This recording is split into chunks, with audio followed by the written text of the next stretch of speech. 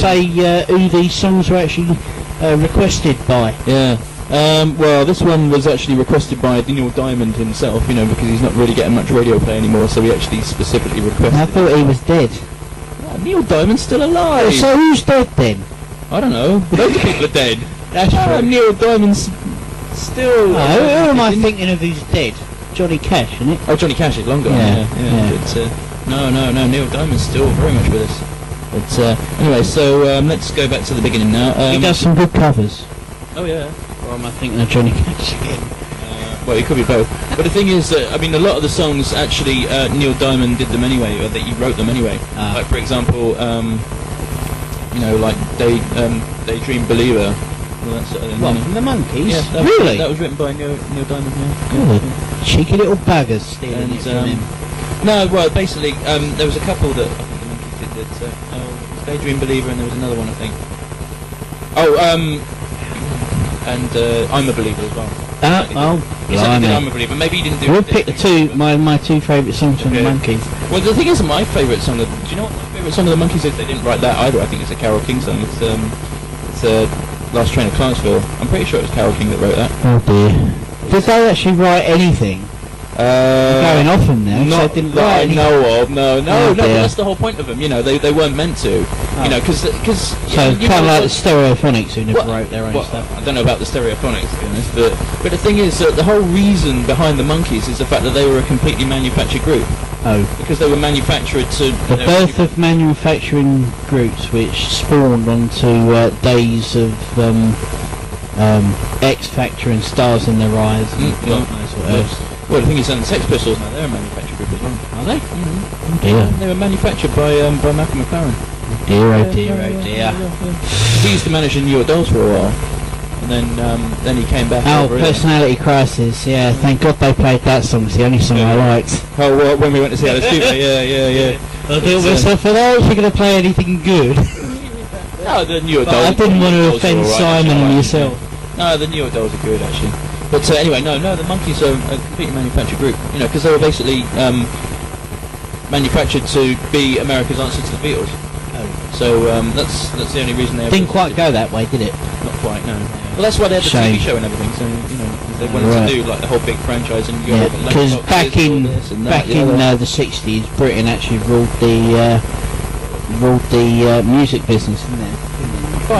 We had Beatles and Rolling Stones, and if you didn't like one, you liked the other one, and all that sort of stuff. And the other bands come out, Trogs, Kinks, all English. But the thing is, though, I think, don't get me wrong. There was obviously, the British invasion. Obviously, the Yanks were still, like up there, doing what they were doing. Because you still had everybody from, like the Four Seasons, up to, doing what, and even up to,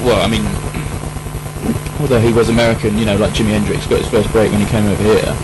But of course that was like later on in the 60s, around the sort of like 66, 67. Yep, still 60s.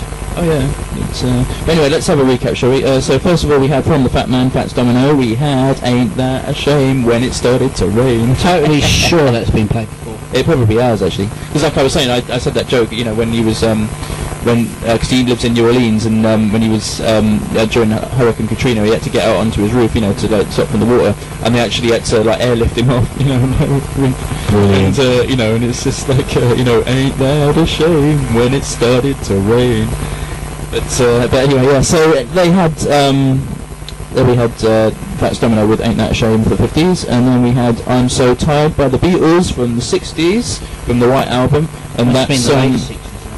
Yeah, it was 1968. That's why it wasn't very good to you early Beatles lovers like yourself. I wouldn't exactly say lovers, but the White Album's are good. The White Album's got good songs on it. The only thing about the White Album is that it's very, very fragmented. It doesn't feel like cohesive. It doesn't like flow like a normal album.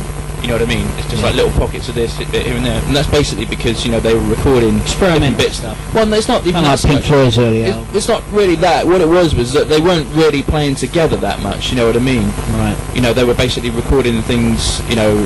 themselves. You know, like for example, you know, on some of the songs that Paul McCartney had written and was recording, he was actually recording the drums on them. Right. You know, it's like the famous joke. You know, is at a press conference or somewhere.